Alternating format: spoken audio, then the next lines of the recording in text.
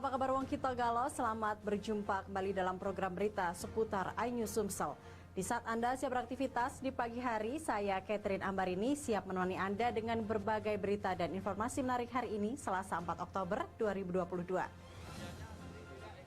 Sajian utama hari ini antara lain: Kasat Jenderal TNI Dudung Abdurrahman tanggapi revisi syarat tinggi badan Taruna Akmil.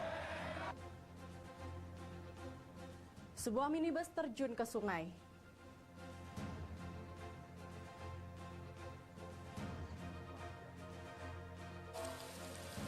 Dan jangan lewatkan lezatnya babat bakar khas Minang kaya akan rempah.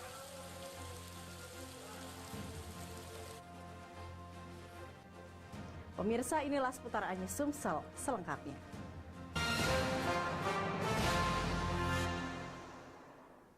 Kita awali dengan informasi pertama, pemirsa. Kepala Staf Angkatan Darat Jenderal TNI Dudung Abdurrahman angkat bicara terkait perubahan syarat tinggi badan masuk Taruna TNI yang disampaikan Panglima TNI Jenderal Andika Perkasa.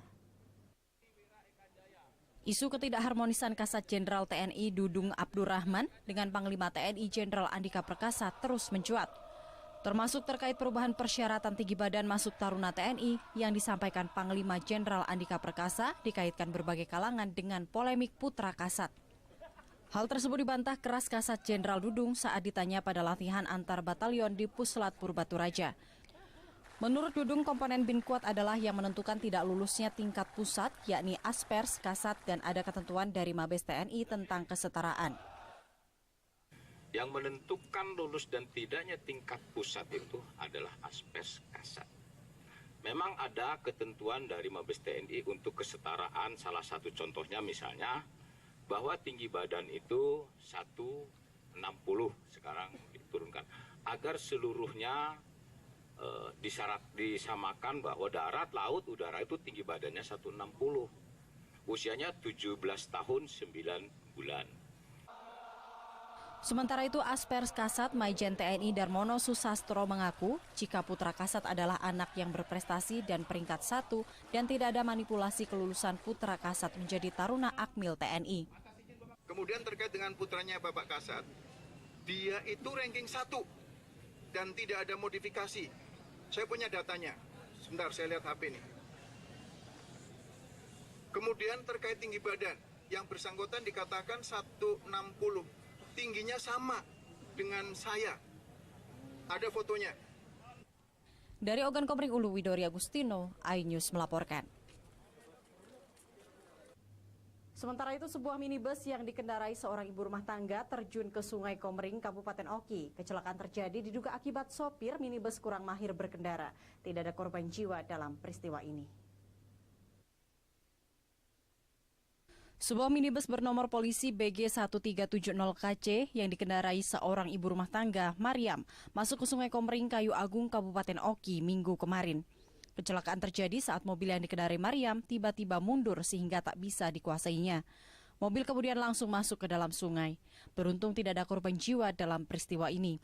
Pengendara mobil hanya mengalami luka ringan, warga kemudian mengevakuasi minibus dari dalam sungai. Kasat Lantas Polres Oki AKP M. Sadeli menyatakan, berdasarkan hasil pemeriksaan dan olah tempat kejadian perkara, kecelakaan terjadi akibat sopir minibus belum mahir berkendara. 30 pagi tadi, mobil Agia Nopol BG 1370 KC yang dikendarai Ibu Mariam itu mundur dan masuk ke sungai, mundur lalu masuk ke sungai, itu laka tunggal. Beruntung tidak ada korban jiwa dalam peristiwa ini. Pengemudi minibus hanya mengalami luka ringan. Dari Ogan Komering Ilir, Fitriadi, iNews melaporkan. Pemirsa, 699 ketua RT dan RW yang tersebar di 6 kecamatan di Kota Prabu Mulih terancam hukuman pidana jika ditemukan rekayasa dan asal-asalan dalam penyaluran bantuan langsung tunai.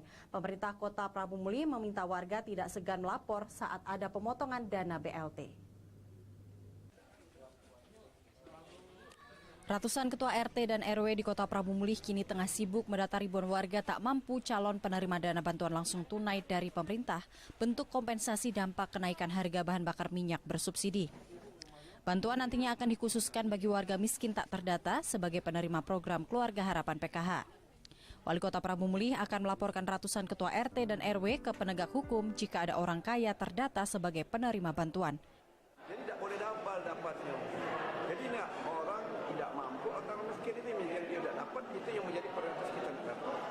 Makanya kita buat pernyataan RT, nanti kalaupun kedouble ataupun ada wong kaya dapat, RT bertanggung jawab mengembalikan.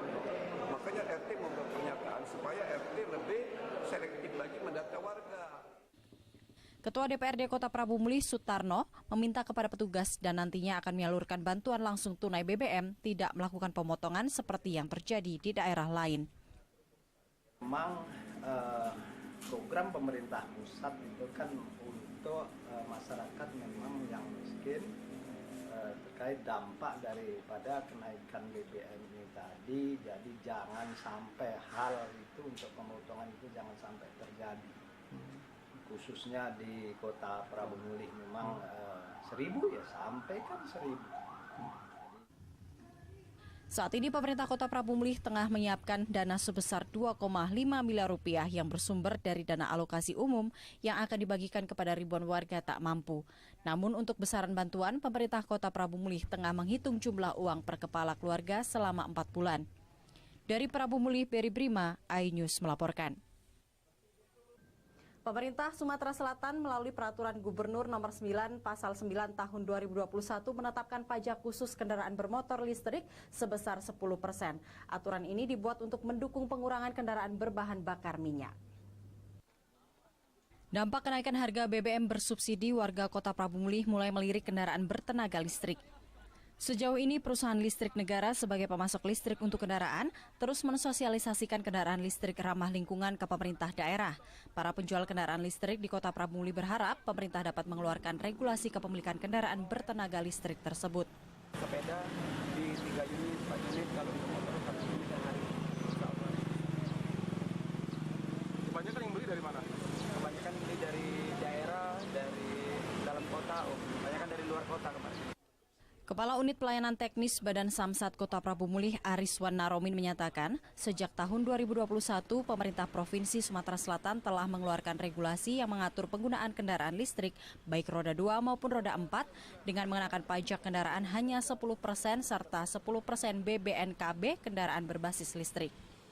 Ada regulasi sesuai dengan Peraturan Gubernur Nomor 9 Tahun 2021 sebagaimana dijelaskan di pasal 9 bahwa pengenaan PKB dan BBNKB KBL berbasis baterai untuk orang atau barang itu ditetapkan sebesar 10% dari dasar pengenaan PKB. Dengan telah dikeluarkannya aturan kepemilikan kendaraan bertenaga listrik melalui peraturan gubernur, diharapkan pemilik kendaraan dapat segera mengurus pajak kendaraan bermotor listrik serta bea balik nama kendaraan listrik. Dari Prabu Mulih, Beri Brima, iNews melaporkan. Pemirsa, Sagiman, lansia berusia 80 tahun yang tinggal seorang diri di rumah dalam keadaan sakit mendapatkan bantuan pengobatan dan perawatan gratis dari Dinas Kesehatan Banyuasin. Selama 10 tahun, Sagiman menderita sakit tanpa pengobatan. Sagiman, lansia berusia 80 tahun, warga desa Talangsari, Kecamatan Tanjung Lago, Kabupaten Banyuasin, dikunjungi petugas kesehatan Puskesmas Tanjung Lago. Petugas kesehatan datang untuk memeriksa kondisi kakek Sagiman yang sudah mengalami penyakit selama 10 tahun tanpa pernah berobat karena tidak ada biaya. Petugas juga memberikan bantuan pelayanan kesehatan gratis dan obat-obatan yang dibutuhkan. Setelah dilakukan diagnosa, kakek Sagiman memiliki beberapa penyakit, namun penyakit yang diderita merupakan faktor usia. Untuk tindakan awal, dokter telah memberikan obat-obatan. Sementara untuk penyakit katarak, tim akan mempersiapkan syarat-syarat yang telah ditentukan. Dari pemeriksaan kami, Bapak Darmin tadi, dari pemeriksaan tensi normal, Pak. Kalau untuk tindakan kami sudah memberikan obat, Pak. Tadi sudah kita kasihkan obat untuk keluhan yang di pipi, untuk keluhan gatalnya sudah kita kasih obat. Selama ini Sugiman telah berusia lanjut ini tinggal seorang diri di rumahnya. Warga berharap Sugiman segera dibawa ke rumah sakit agar kondisinya segera pulih. Dari Banyuasin, Ahmad Syaiful, iNews melaporkan. Seperti apa lezatnya babat bakar khas Minang yang kaya akan rempah? Saksikan beritanya sesaat lagi.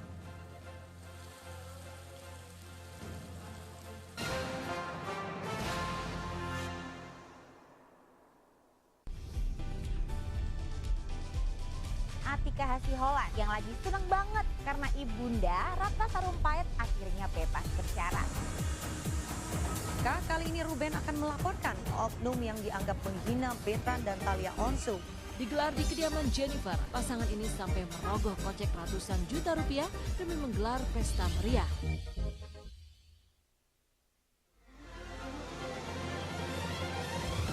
Tim gabungan kembali mengevakuasi korban kecelakaan bus Wijaya. Pemirsa, polisi akan mengumumkan hasil uji balistik penembakan gedung DPR. Pemirsa, razia minuman keras di Tangerang, Banten diwarnai kejar-kejaran polisi dan beberapa pemuda mabuk.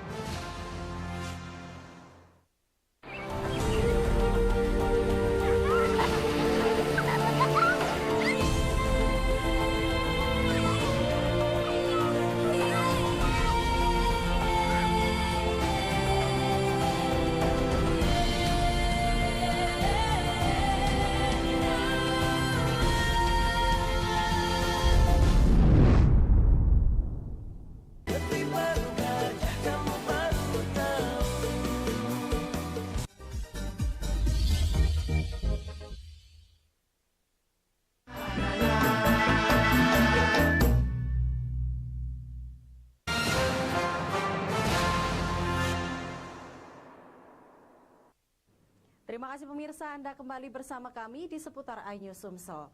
Pemirsa, 2 pelaku yang terlibat perkelahian di sebuah mal di Kota Palembang sepakat berdamai. Aksi perkelahian keduanya sempat viral di media sosial. Perkelahian kedua pelaku antara konsumen dan pemilik konter ponsel di sebuah mal di Kota Palembang ini sempat membuat panik pengunjung mal dan sempat viral di media sosial. Salah satu pelaku, Rangga, juga sempat mengeluarkan airsoft gun saat perkelahian terjadi. Setelah ditetapkan tersangka dan ditahan di Polsek Ilir Timur 1 Palembang, kedua belah pihak akhirnya sepakat berdamai. Permintaan maaf dilakukan Rangga ke media sosial dengan berjabat tangan dengan pemilik konter ponsel. Selain itu, Rangga juga melakukan permintaan maaf kepada pihak manajemen mal. Saya Rangga mengklarifikasi video viral yang terjadi pada Senin 26 September 2022 malam di IP dan saya mohon maaf kepada manajemen IP, khususnya kepada para pedagang atas kejadian tersebut.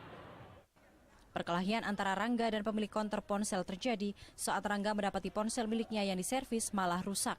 Rangga dan pemilik konter ponsel kemudian terlibat pertengkaran hingga berakhir dengan perkelahian. Dari Palembang, Guntur Yansyah, iNews melaporkan. Unit Pidana Umum Polrestabes Palembang meringkus seorang pelaku perampokan terhadap driver ojek online dengan modus mengorder ojol. Pelaku terpaksa diberi tindakan tegas karena berusaha melawan saat akan ditangkap. Nur Priyadi, warga Lorong Manggar, Kecamatan 3 Ilir, Palembang ini diringkus Unit Pidana Umum Polrestabes Palembang. Pelaku terlibat perampokan terhadap seorang pengemudi ojek online. Pelaku terpaksa dihadiahi timah panas polisi karena berusaha kabur dan melawan saat akan ditangkap. Dalam melancarkan aksinya, pelaku memesan jasa ojek online untuk diantarkan ke suatu tempat. Setelah sampai di tujuan, pelaku malah meminta korban untuk diantarkan kembali ke rumahnya dengan alasan tertentu. Sesampai di rumah, pelaku kemudian merampok korban dengan senjata tajam dan mengambil handphone korban. Korban yang ketakutan kemudian melarikan diri dan melapor ke Polrestabes Palembang. Kasat Reskrim Polrestabes Palembang, Kompol Triwahyudi menyatakan, dari catatan kepolisian, pelaku merupakan seorang residivis dan telah 2 kali dipenjara dalam kasus yang sama. Satreskrim Polrestabes Palembang, khususnya Opsnal Pidum, berhasil mengamankan, ini kita kenakan pasal di 365, karena dia melakukan penodongan terhadap korban dengan menggunakan sajam. Korban ini juga kebetulan ojol ya, ojek online.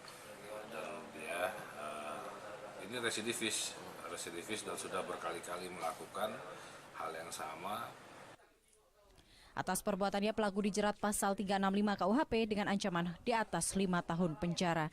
Dari Palembang, Muhammad David, iNews melaporkan. Ya pemirsa, kami akan mengajak Anda ke informasi kuliner. Mungkin para pecinta kuliner sering menjumpai babat pada beberapa rumah makan. Nah, salah satu rumah makan di Kota Palembang memberikan inovasi baru, babat bakar dengan lumuran rempah-rempah khas Minang. Seperti apa kelezatannya? Seberikut liputannya untuk Anda. Di tengah banyaknya kuliner menguasai pangsa pasar Indonesia, para pengusaha kuliner pun dituntut untuk terus berinovasi. Nah, kali ini di salah satu rumah makan Minang di Kota Palembang berinovasi dengan menjadikan babat bakar sebagai menu andalan mereka. Membuat babat bakar ternyata tidaklah sulit. Pertama kita harus mempersiapkan jahe, laos, kunyit, bawang merah dan bawang putih, kemudian dihaluskan serta santan. Siapkan sedikit minyak yang telah dipanaskan di wajan, lalu masukkan seluruh bumbu yang telah dihaluskan dan dimasukkan santan secukupnya. Tambahkan sedikit penyedap, lalu diamkan sampai aromanya benar-benar terasa. Kemudian masukkan babat pilihan yang telah dicuci bersih. Tunggu sampai bumbu benar-benar meresap ke dalam babat, lalu diangkat, kemudian dibakar. Jadi resep ini kita hasil dari inovasi kita, karena kita sekeluarga hobi kuliner. Jadi saya coba, karena saya buka rumah makan, jadi saya coba untuk membuat kuliner ini, membuat babat bakar ini menjadi salah satu menu andalan untuk rumah makan ini. Sunia, salah satu pecinta babat bakar di Dapur Neka, menyatakan babat bakar ini merupakan menu terenak yang pernah ia rasakan. Aroma serta bumbunya sangat terasa di lidah.